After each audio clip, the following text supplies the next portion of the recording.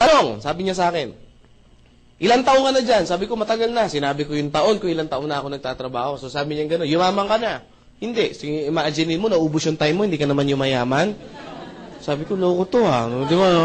Alam mo yung parang, sabi niya gano'n, anong position mo ngayon? Ay, medyo nagyabang na ako kasi maganda-ganda position ko. Sabi ko, manager po ako. Sabi ko sa kanya gano'n, manager ka nga, marami kang pera.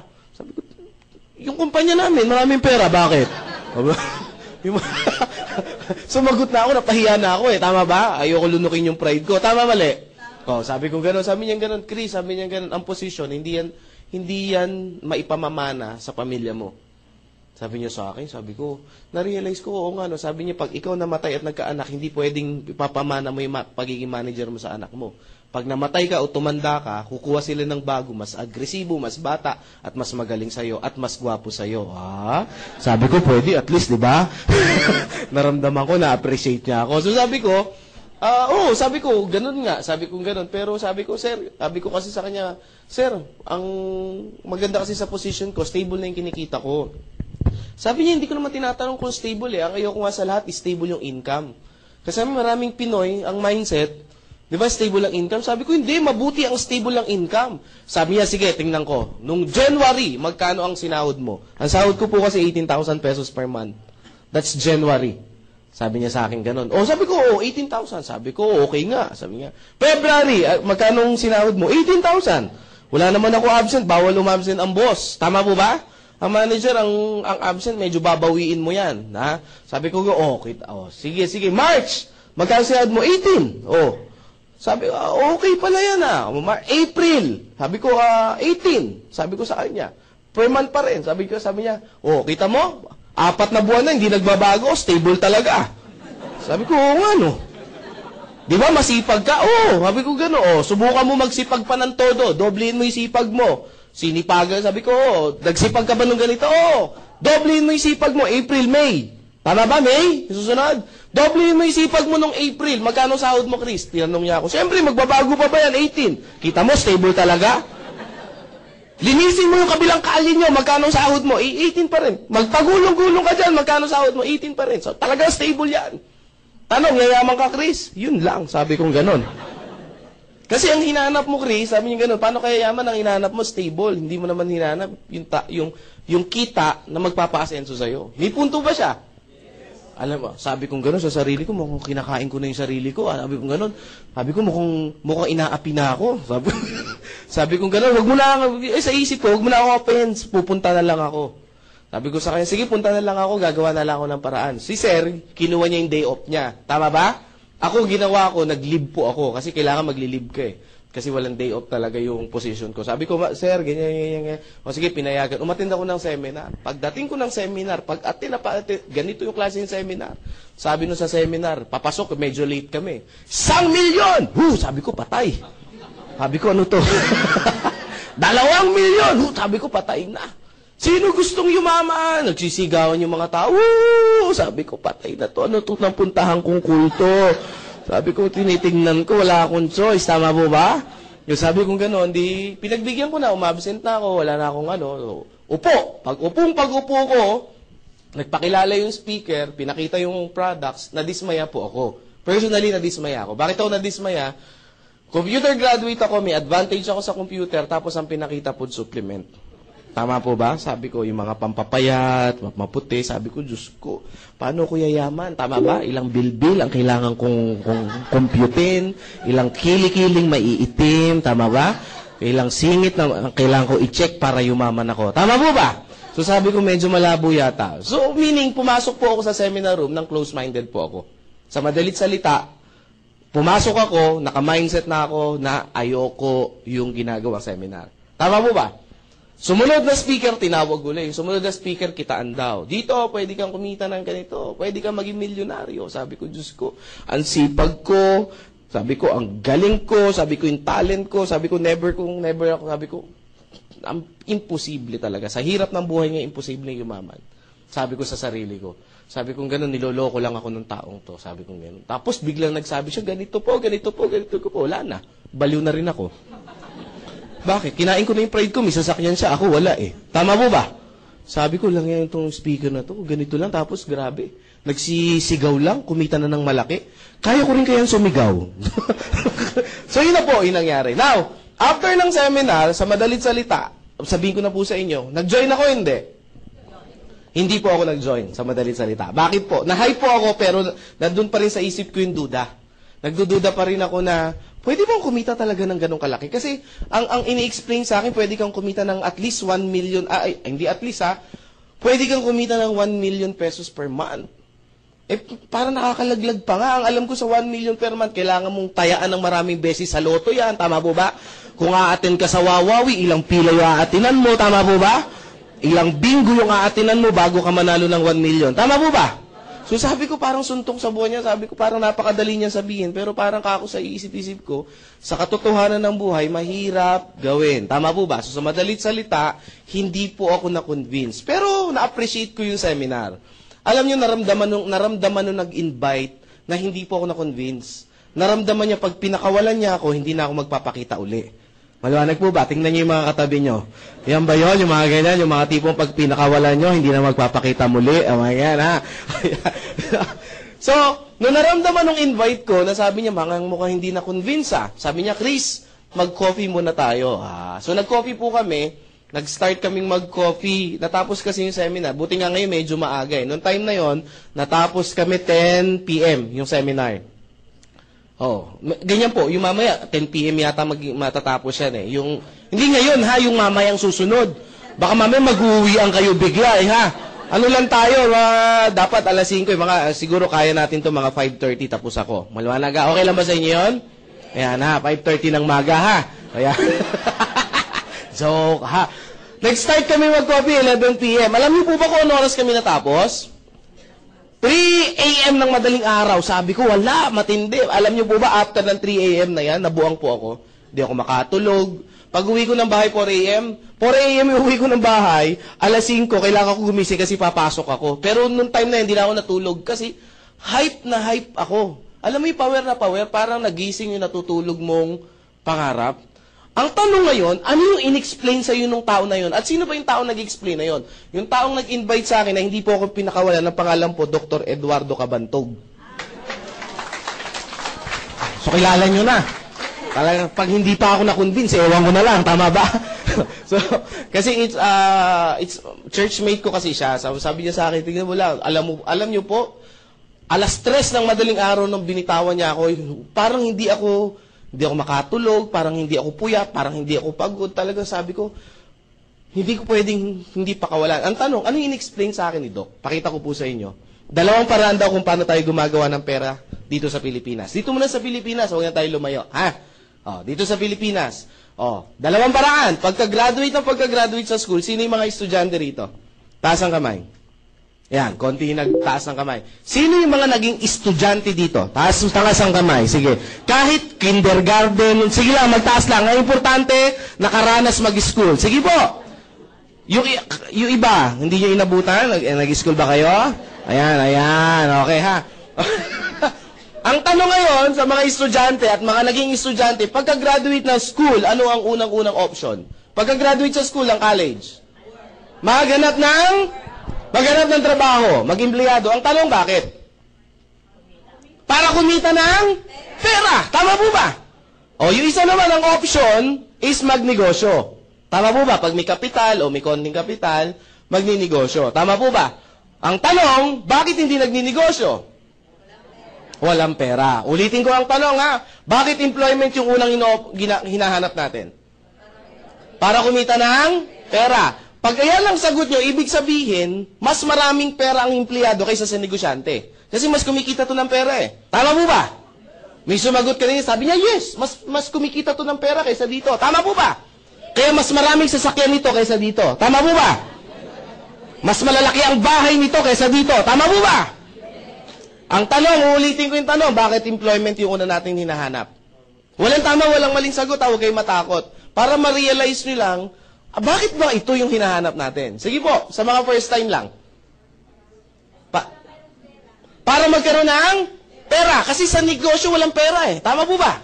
Wala mga taong to, walang mga palaboy na to, itong mga tao na to. Kawawa itong mga tao to, walang pera. Tama po ba? Ay, si ma'am, papasok. Ma'am, sige. Ay, walang ano ha. Okay lang yan, magkakatuwaan lang tayo. Sige ma'am, ano po yung sagot niyo po? Sige po.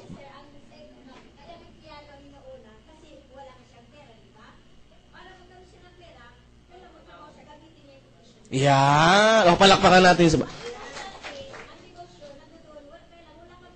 Yan. Pag sinabi, babalik ako kay ma'am. Ma'am, ano po name niyo, ma'am? Mami, ha? Tita na lang tawag ko sa inyo, o ate. Yan, ha? Ma'am Alice. Ma'am din, bumagsak no? O Ma'am Alice, pag sinabi bang negosyo, ano unang kailangan? Si ma'am Alice lang. Kapital. Yan. Pag sinabing kapital, ano unang kailangan? Pera. Tama po ba? Sagot kayo. Tama po ba? Ano unang kailangan sa kapital? Mali. Idea po. Pangalawa lang ang pera. Maraming Pinoy, ang akala nila pera ang una. Ano ginagawa ng Pinoy? This is the traditional way na ginagawa ng Pinoy. Papangakuan yung pamilya. Anak, mga asawa, mga anak, mga asawa. Bayan, nasasabi ko. Pupunta muna ako ng ibang bansa, magtatrabaho ako at mag-iipon ako ng pera. Tama, mali? Yung binibitawan sa atin para pag makaipon ako, uwi ako ng Pilipinas, magninegosyo tayo. Tama ba? At magbago ang buhay natin. Tama ba? Nagtrabaho na ilang taon, pag uwi ng Pilipinas, may pera wala. Hindi, karamihan meron. Sabi nga, maliit lang. Hindi ko naman tinanong kung maliit o malaki. Tama ba? Ang sinabi ko, na umuwi ng Pilipinas, merong dalang pera. Tama po ba? Either 10,000 yan, 20,000 yan, wala tayong pakialam doon. Basta meron siyang inuwing pera. Tama po ba?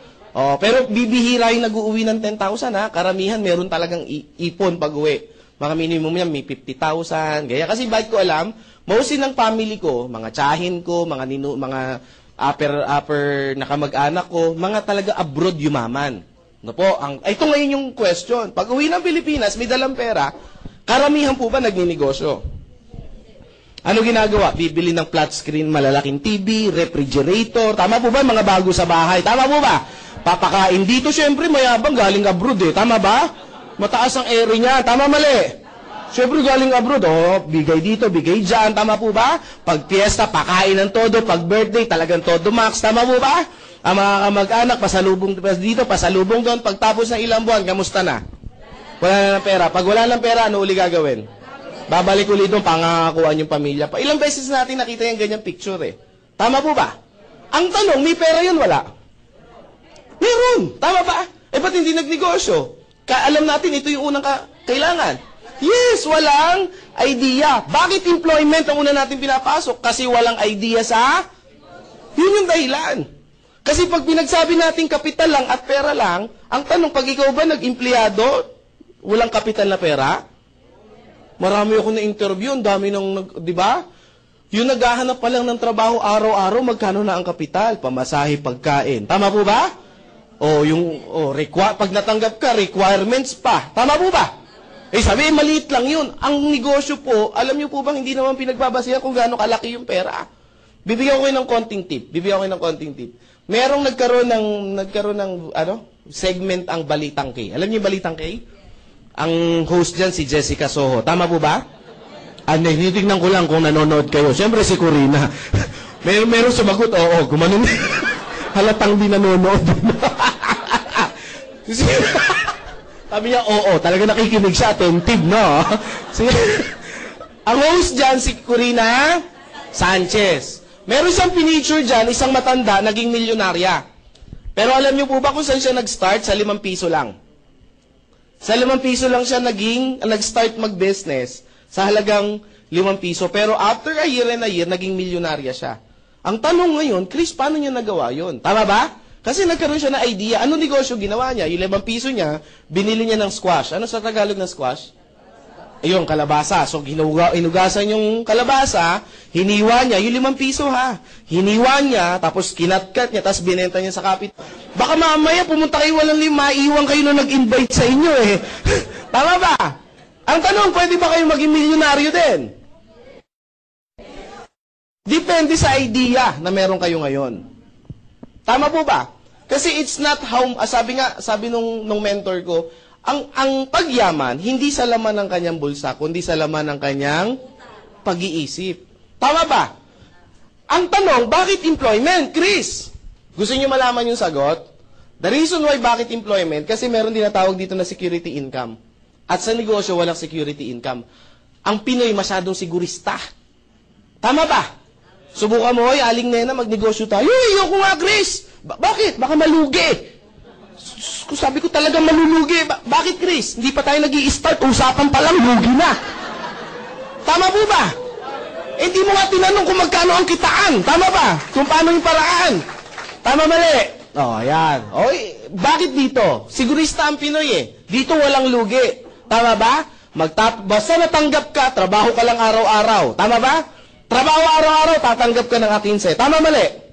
Trabaho araw-araw, tatanggap ka ng katapusan. Tama ba? Tuwing akinse at katapusan. Tama ba? Trabaho ng trabaho, akinse, katapusan. Akinse, katapusan. 1 taon ka ng akinse, katapusan. May nagbabago ba? 5 years ng akinse, katapusan. May nagbabago ba? 10 years ng akinse, katapusan. May nagbabago ba? O may kilala ko, yung tito ko, 30 years nang nasa serbisyo. Akinse, katapusan. May nagbabago ba? Meron yung edad, hindi nyo lang napapansin. Tama ba?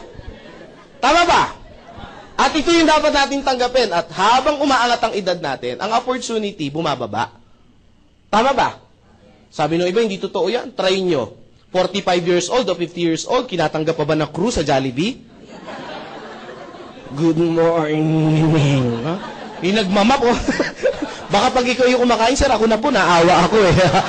Baka maawa sa inyo yan, tama ba? Tanong, lumiliit ba ang opportunity pag tumataas yung edad? May kaibigan nga ako, sabi niya, Chris, wala na akong choice, kailangan ko na pumasok sa negosyo mo. Sabi ko, bakit?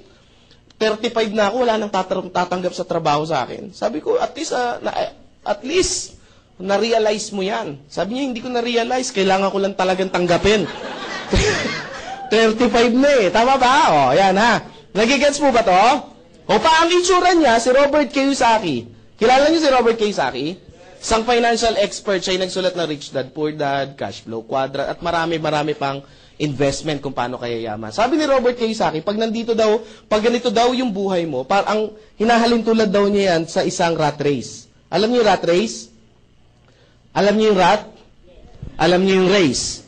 Ayan, at least malinaw, baka may mapaisip pa kayo eh ha. Ano yung rat race? Ganito yung itsura niya. Ito yung wheel, ito yung daga, tatakbo yung daga, iikot yung wheel. Tama ba? Pag tumakbo yung daga, iikot yung wheel. Makakalis ba yung daga? Sagot kayo ng malakas ha. Bibilisan niya, times 2 yung bilis. Makakalis ba siya? Times 5, makakalis. Times 100, makakalis. So, hindi makaalis. So, parang ganito din, aking sikatapusan, ilang taon ang aking sikatapusan, hindi makaalis. Sa aking sikatapusan. Sabi nung iba, oo nga no. Paano nangyari yan? Pamali ko. Tama ba? Hindi ko rin alam. Basta ang alam ko, yan lang yung diagram. Tama ba? Baka sasabihin ng iba, Chris, siguro may galit ka lang sa employment. Wala pong galit sa employment. The point is, na-realize ko lang. Tama ba? Sabi ng iba, Chris, income eh. Dagdag income. Hindi naman namin sinabing bawas income eh. Tama ba?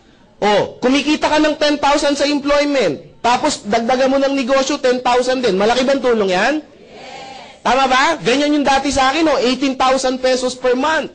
Then, after ilang months, ang nangyari sa akin dito, 120,000 per month. Ano nangyari? Totoo yung sabi ng mentor ko, full-time on your job, part-time on your fortune. Tama po ba? So, dito ba may ipon ako? Dito may ipon ako? Yes. That's why after ilang months, nag-resign din ako. Tama ba? Ibig mo sabihin, Chris, magre-resign din kami? Bahala na kayo mag-isip, 120 nga to part-time eh. Tama ba? Ito full-time, ayaw magbago. Tama ba? Yun yung advice ko. Gawin nyo yung business na to. Try nyo, subukan nyo to. Pag nag-120 kayo, mag-isip kayo. Tama po ba? Kahit naman siguro bata, maiisip naman kung ano dapat gawin. Tama ba? 10 hours mong ginagawa. Ito 2 hours to 3 hours. Tama po ba? Medyo dapat pag-isipan maigi. Tama ba? Ba't umuunga? Huwag yun. Tama ba? So sabi ko sa boss ko, boss, nagpaalam po ako. Boss, Chris, magpapaalam po ako. Anong papaalam mo? You're fired. Hindi, ako po iaalis na. No? Kasi in-explain ko sa kanya, sabi niya, sige Chris, kapalaran mo yan. Mga ganun mga boss eh, tama ba? Now, nagkaroon po ako, after ko pong naging ganito, ang ginawa ko po, sumunod kong ginawa, part-time po ako. So, ginagawa ko to, tapos nagpa-part-time po ako, nagtuturo po ako sa mga estudyante. Yung mga college student, yung mga gagraduate, so pumupunta ako sa mga school, iniimbita nila ako sa mga symposium, tapos nagkakandak ako ng ganito. Hindi po yung business, yung tinatawag na mindset. No? After nito, may isang estudyante sa akin, somewhere in, hindi ko nasabihin yung school, nagtaas ng kamay, siguro nasa 500 yung audience. Sabi niya, Sir Chris, good news, salamat po, naka-attend kami ng seminar niyo about financial literacy. Sabi niya sa akin ganun. O sabi ko, di maganda. Sabi niya, good news, sir. Pagka-graduate, tama-tama, mag-graduate po ako, hindi na po ako maghahanap ng work, didiretso na po ako sa business. Sabi ko, hindi naman aim, hindi naman ako bias eh. Sabi ko gano'n, business. Sabi ko, wow, di good news. Anong business ang gagawin mo, sir? Sari-sari store. Ay, masama ba to? Hindi. Pero mga brother, mga sister, hindi ito yung uring negosyo yung sinasabi ko. Bakit? Sa panahon ngayon, medyo mahirap po ang mag-sari-sari store. Tama ba? Pag nag-sari-sari store ka ngayon, bilang ka ng ilang buwan, tama ba? Ano mangyayari? Sara store. Tama ba? Uy, yun yung Sara store. Oh. Magsasara yan. Bakit? Diyan mo kukunin yung pantus... Sabi niya, oo nga sir. Sabi ko, pag wala kang alam sa traditional business, mahihirapan ka. Sabi ko sa kanya, sir, sabi niya sa akin, anong negosyo yung papasukin ko? Bibigyan kita ng tip. Ito yung tinuro sa akin ni Mr. Paul Zane Pilzer. Ay, sorry, si J. Paul Getty pala. J. Paul Getty, si JPG. Nakabasa ako ng libro niya, pag magninegosyo ka daw, sabi ni J. Paul Getty, kailangan daw, yung ginagamitan ng time leverage. Narinig niyo na po ba to? Narinig niyo na? Sino ba si J. Paul Getty? Siya yung kauna-unahang naging bilyonaryo sa Amerika sa larangan ng langis. Langis yung business niya. Ano ba yung time leverage? Ito yung ginagamit ngayon nila Lucio Tan, nila Henry C., nila tawag dito, nila Mark ng Facebook, nila Bill Gates, nila name it, nila Warren Buffett, yung mga multi-millionaire, billionaire sa buong mundo, ito yung sikreto nila, bakit sila yumayaman. Tama po ba? Tanong ba natin sa sarili natin, bakit ang mga mayayaman lalong at ang mga mahirap lalong Tanong na ba natin sa sarili yan? Matagal na ba ang tanong yan? Nasagot na ba? Kung tagal na yan, no? Ay masagot. Ito, bigay ko po yung sagot. The reason why bakit ang mayaman lalo yung mayaman, kasi ang mga mayaman, alam nila o natutunan nila yung time leverage. Ano ba yung time leverage? Ang time leverage is simple lang po. Explain ko po sa pinakamadaling salita or para madaling maunawaan. Tao. Ang tao may ilang oras sa isang araw. Sino mga first time? Taas ang kamay. Madali lang naman yung tanong ko eh. Ma'am, ang tao po may ilang oras sa isang araw? Nandiyan ba yung mga tinawag ko? Alam ko nandito lang yun eh. Ma'am, ano po name niyo, ma'am? Apo, sige po. Pearly. Dami namang pangalan, Pearly pa. Yan yung unang bumasted sa akin eh. Oo, yung unang-unang niligawan ko ang pangalan, Pearly. Ayan. Yung sumunod ko lang niligawan, Bernardo na yung pangalan. Pearly. Sabi niya, babae rin yun, babae lang. Okay. Bernardo Jr. Ma'am Pearly, ang tanong, Ma'am Pearly, ang tao may ilang oras sa isang araw? 24 hours. Pwede bang sumobra, ma'am? Si Pearly lang. Ang dami bang Pearly rito?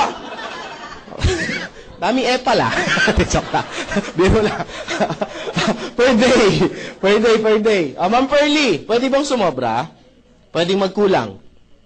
Hindi pwede. O, palakpakan natin si Ma'am Pearly. Yan. Ma'am, ano po name niyo, ma'am? Miriam. Sige, si Ma'am Miriam muna. First time niyo, ma'am? Hindi po. Hindi. Si ma'am po na lang. First time kayo kanina, di ba? Ano po name niyo, ma'am? Ha? Maki. Kita niyo na? So, ibig sabihin yung pangalawang niligawan ko, babae din yun. Bernardo, malaki nga lang talaga yung nandito niya. Ha? Tsaka malaki lang talaga, boses. O, Maki, sangayon ka ba kay ma'am? Pwedeng, ang tao may 24 hours, pantay-pantay na binigay ang Diyos. Pwede ba sumobra? Pwede magkulang. So talagang 24 lang. Si Lucio Tan, kilala mo, Maki? Ba't ba, Maki, nagugutom ako? Si Lucio Tan, Miss Maki, tao hindi? Pangalawa, hindi, may sumagot kaya sa akin dito minsan, di ba? Sabi niya, hindi. In-check. Sabi ko, totoo kaya? Di ba? Sino mga member may sumagot last time dito? Sabi ko, hindi, in-check yan. Sabi ko, kailan pa naging hindi tao ang in-check? Sabi ko, tao rin po ang in-check, ha? Wala ka. Natatawa kasi kayo sa tanong ko eh. Kung tao si Lucio Tan, ilang oras meron siya sa isang araw? 24 hours. Lucio Tan have minimum hours of 40,000 hours per day. Sabi ng iba, sabi ko na, inchik talaga yan eh. Ang tanong ngayon, alam ko na yung pumapasok sa mga first-timer, alam ko yung tanong, paano nangyari yan, Chris? Tama ba? Ginamitan nila ng formula ng time leverage. Lahat ng bagay may formula sa mundo. Tama ba? Ang math may formula. Ang science may formula. Even ang buhay natin may formula. Now, paano nangyari? Marami pang negosyo si Lucio Tan. Marami. Philippine Airlines, Fortune Tobacco, Asia Brewery, Allied Bank, etc., etc., University of the East. Marami. Isang negosyo lang pag-usapan. Philippine Airlines. Under Philippine Airlines, may mga empleyado ba? Bawat empleyado, ilang oras ang minimum na pinapasok?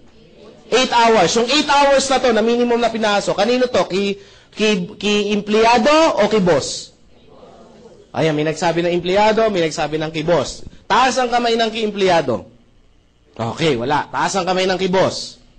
Yan, meron nagtaas. Taas ang kamay ng walang pakialam. Eh wala, hindi ko alam kung nasaan kayo eh. Tama ba? Ito po ki boss, never to magiging ki empleyado. Kung kayo may sagot na empleyado, never po naging sa inyo yan. 'Di ba? Pag nag-time card kayo, hindi na kayo, 'di ba? Nandun lang kayo sa loob at tatapusin niyo yung 8 hours bago kayo lumabas.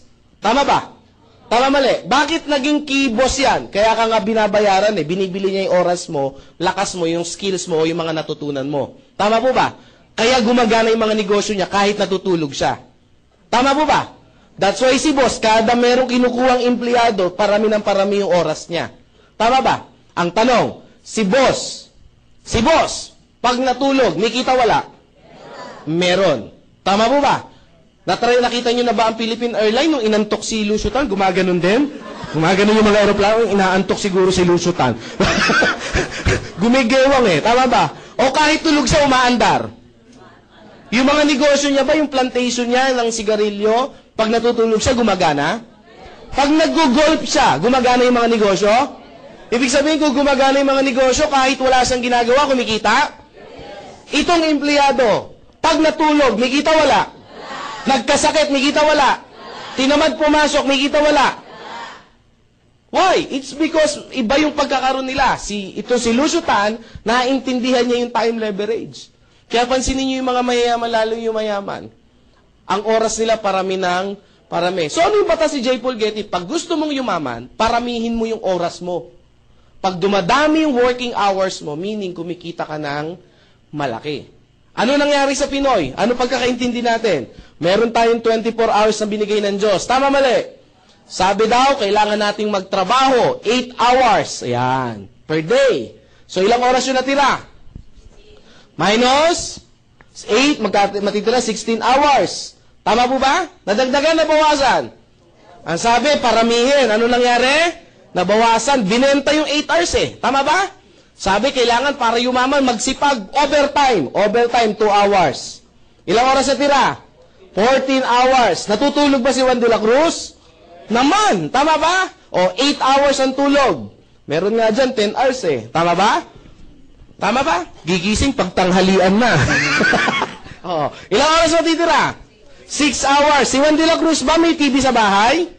Pag may TV ba, ginagamit yan o display lang? Ginagamit. Minimum na lang. Yung tipong yung mga teleserye. Yung teleserye na, huwag na tayo mag-umpisa sa umaga. 3 hours. Ilang oras matitira? 3. Dumadami. Tama po ba? Dumadami. Ang tanong, yung 3 hours na to, saan natin to nagamit? Palagay nyo. Kumakain ba, gumugugol ang oras? Nagwiwiwi, nagpupupo, gumagamit ang oras? Naglalaba, naghuhugas ng pinggan, gumagamit ang oras? Nagpi-Facebook ba? Tama ba? Naku, lagpas ako. Tama ba? Hindi lang 3 hours eh. Tama ba? Nagte-text, nakikipag-textmate ba? Telebabad, nag-aabang ng jeep, etc., etc. So, dyan gumugugol yung 3 hours. Ang tanong, sa 24 hours, saan mo ni-leverage yung time mo? That's why, bakit ang mga mayayaman lalong at ang mga mahirap lalong Kasi, hindi ito tinuro sa school. Tama ba? Ano ang natutunan natin sa mga ninuno natin? Bakit ang empleyado, bakit ang mga tao, tayo mga Pinoy, bakit employment? Kasi tinuruan na tayo. ng mga ninuno natin, pababa ng pababa, hanggang sa eskwelahan. Ikaw, anak, mag-aral kang mabuti. Tama po ba? That's our culture. That's Pinoy culture. Para pag ito na lang kasi yung kaya ko ipamana sa'yo. Tama ba? Iiyak-iyak pa yan. Para pag makatapos ka, makakuha ka ng magandang trabaho. That's why, ito yung reason natin. Bata pa lang, yan na yan. Anak, ano gusto mo paglaki? Teacher po. Ano, anak, doktor? Lahat, diba? Anak, ano gusto mo paglaki? Negosyante po. Anak ko, mongoloid to. Autistic to. Pag ganun yung mga sagot, parang feeling mo yung masyadong matured. Tama po ba? Tama ba? Ito yung Pinoy culture. Kinultura tayo sa ganito. Ang tanong, may mali ba ron? Tanong, may mali ba ron? Walang mali doon. Yun nga lang, yung turo na yun, hindi na yun applicable sa panahon natin ngayon. Yun ang masakit. Bakit? Noong unang panahon, ang engineer, example lang engineer, ang engineer, kapos tayo sa engineer. Tama ba? Bibihira lang ang may engineer dati. Kaya si company A, B, tsaka si C, nag-aagawan sila sa isang engineer. Palakihan ng presyo. Tama mali? Nauso pa nga nung panahon ngayon, pinipirata yung mga empleyado eh. Tama, naabutan nyo ba yon? Sabi nung iba, never pa kasi ako nag-empleyado simula noon. Matagal na akong tambay. After a year, ano nangyari? Nagkaroon ng tamang supply. Anong tamang supply? Engineer 1 versus company A. Tama po ba? So tama yung supply. Sa panahon ngayon, over yung supply. Kaya ngayon, pag nagsabi si company, ang pasahod ko 6,000, take it or leave it, pag hindi mo kinuha yan, maraming pipila pa dyan. Tama ba? Kaya nga ngayon pasensya po pasintabi po. Alam niyo po ba sa mga nursing student, pagka-graduate, yung starting pagka-graduate, pag ikaw yung unang apply mo, unang kuha mo, 6,000 no? Imagine mo, mas mahal pa yung libro kaysa sahod. Starting to bakit kukunin? Alam mo, sabi sa TV, kinuha. Kinuha, in-interview sa kamakailan lang, 2 days ago. In-interview, bakit daw? Bakit mo kinuha yan? Para po magkaroon ng experience. Tama po ba? Imagine mo, grabe 6,000. Ilang taong ka na dyan? 5 years na. Para magkaroon po ng experience.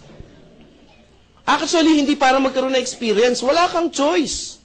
Kaya ginrab. Tama po ba? Kasi pag hindi mo kinuha yan, may kukuwang iba. Tama ba?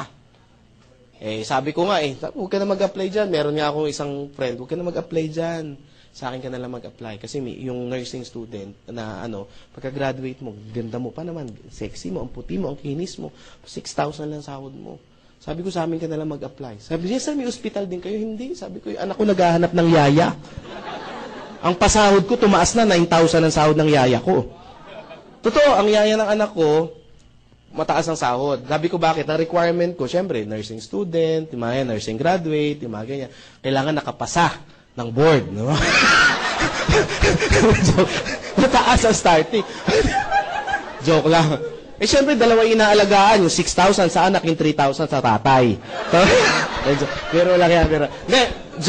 kidding aside, pero 9,000 talaga yung sahod ng yaya ko. Sabi nung iba, Chris, bakit ang taas ng sahod? Kasi simple lang po. Pag mataas ang sahod ng yaya ko, hindi gagawa ng kalokohan sa bahay namin yan. Tama ba? Subukan kong 3,000 yan, baka kinupitan na ako niyan. Tama ba? Magkakaroon ng problema sa buhay. Ang tanong, sino kaya nakakaipon dito sa dalawa? Ha? Litan ko na lang. Doon na lang tayo sa regular. Baka sabihin nyo, Chris, kasi marami kang pera, kaya nakukuha mong ganyan. Doon na lang tayo sa ordinary, na ang sahod 4,000. 5,000 na yaya. Sino kaya nakakaipon dito? Oo, kasi ito namamasahe ito araw-araw Tama ba? Si yaya hindi, stay in yan Tama ba? Oo, ito kakain pa to. Tama ba? Ito, bubuksan lang yung rep namin, kakain na yan Tama ba? Tama ba? Tama mali? Oo, nakakapamasyal ba to? Hindi, kung kami pag nagpunta ng Hong Kong, kasama yan Totoo. Pag nagpunta kami ng Boracay, kasama yan. Siyempre, sino mag-aalaga doon? Tama ba? So, magsasalamat sa alaga sa anak namin. Tama ba? Puta kami Boracay, di ba? Do'y anak namin. Di walang mangyayari sa aming mag-asawa. Hindi, paano kayo mag-i-enjoy? Lagi nakabuntot. Tama ba? O, dyan lang siya, laro-laro. Tama ba? O, ano yung point? At the end of the day, pagdating na 15, marami pang kaltas to. Tax, SSS, etc., etc. Tama ba? Ito, pagdating ng sahod niya, buo, 5,000. Tama mali? Ito, pag sahod, ewan ko ano matira. Tama ba? Hindi ko po ito sabi para saktan yung yung nararamdaman nyo. The point is sometimes, kailangan natin ma-realize. Kasi may one time, may nag-seminar, Chris, hindi, sinasaktan mo lang kami. Sabi ko, hindi, sometimes masakit talaga ang katotohanan. kung tatanggapin natin. Tama ba? Ba't ko ito sinasabi? It's because para dagdagan nyo yung income nyo. Bakit? Kasi sa panahon ngayon, pataas ang bilihin, dapat talaga tayong magdagdag. Yung 20,000 pesos ka na sahod, kapos eh.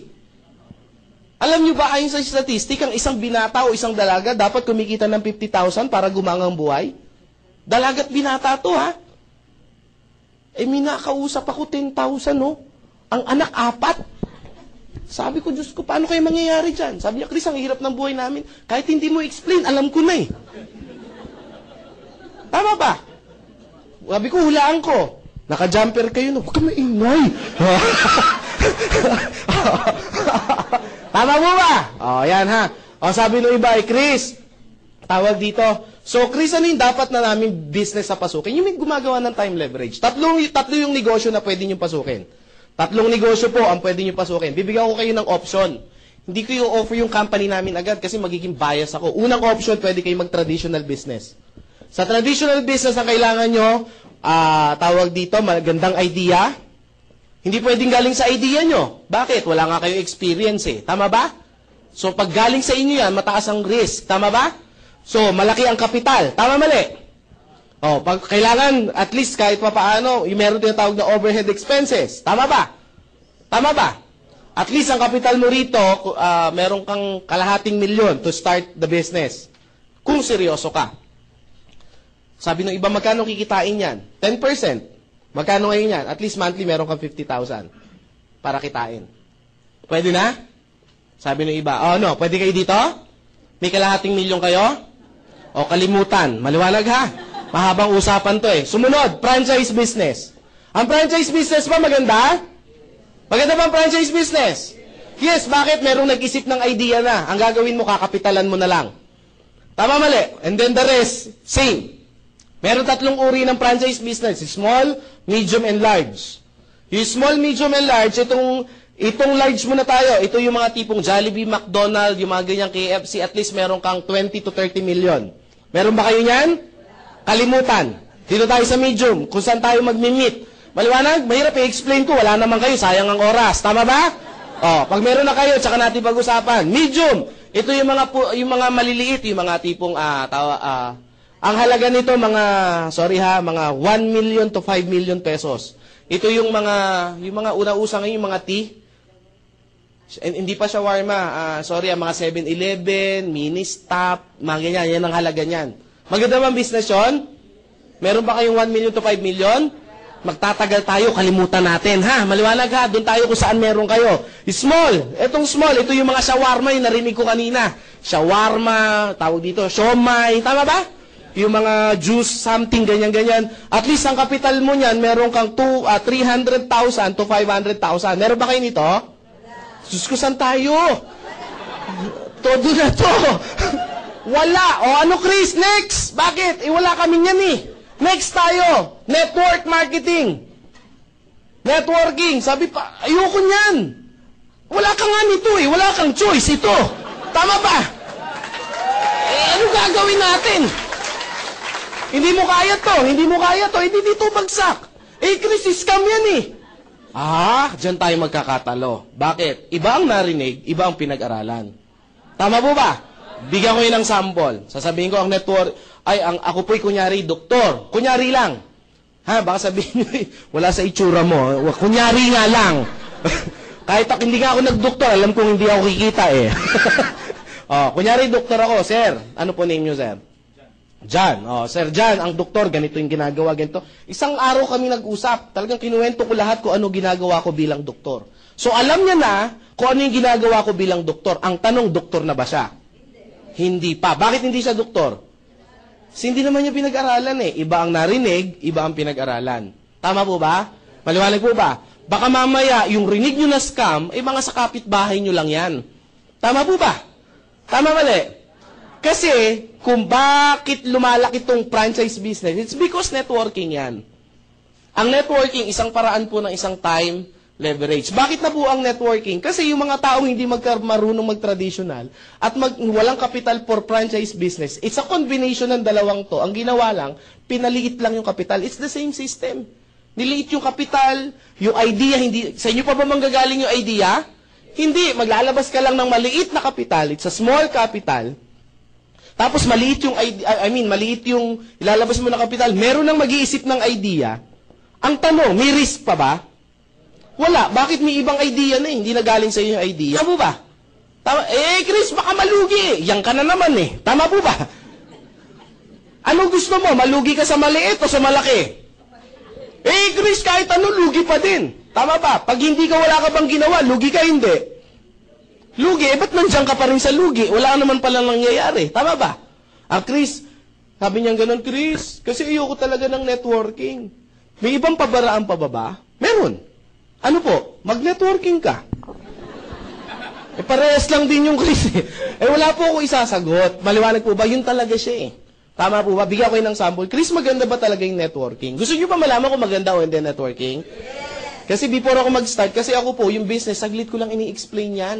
In 30 minutes, kaya ko explain. Pero yung talagang gusto ko, before kayo umuwi, lahat kayo, naintindihan nyo, bakit kayo maghahanap ng extra income. Sayang yung oras na dinala nyo rito yan. Pag uwi niyan, sasabihin niyan, ay, mas maganda pa rin ang empleyado.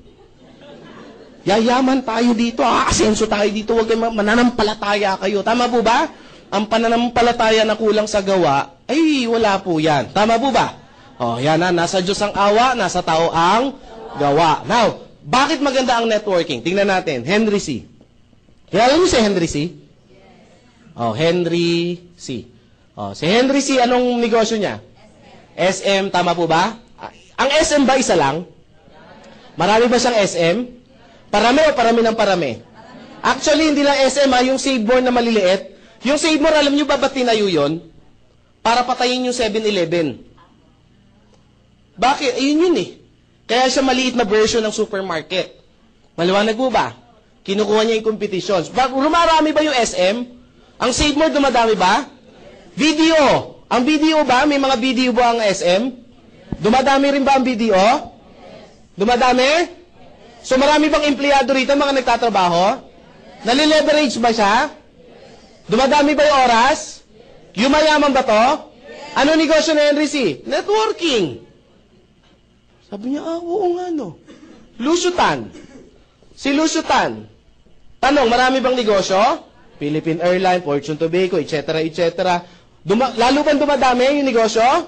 Dumadami na dumadami. Pag dumadami may negosyo, dumadami din yung empleyado? Dumadami hanggang sa pinakababa ng empleyado nagtatrabaho. Kumikita ba siya? Ano negosyo ni Lucio Tan? Networking. Name it. Tawag dito, Gokong Way.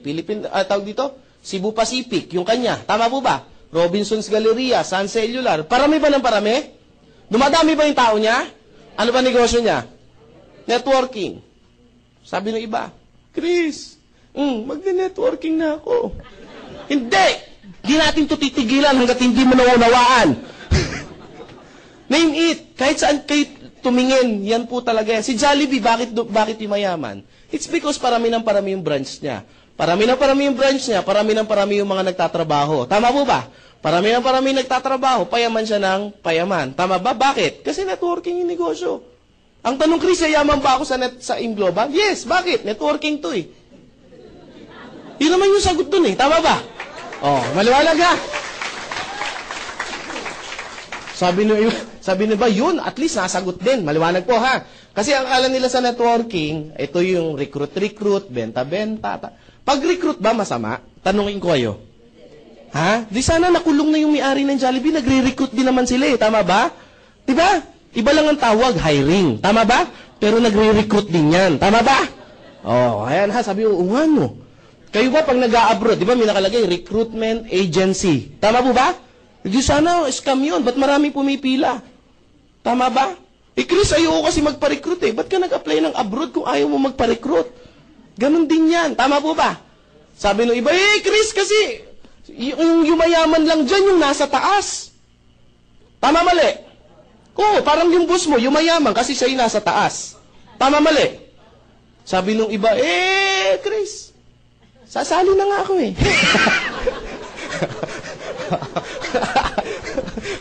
Naubusan. Business!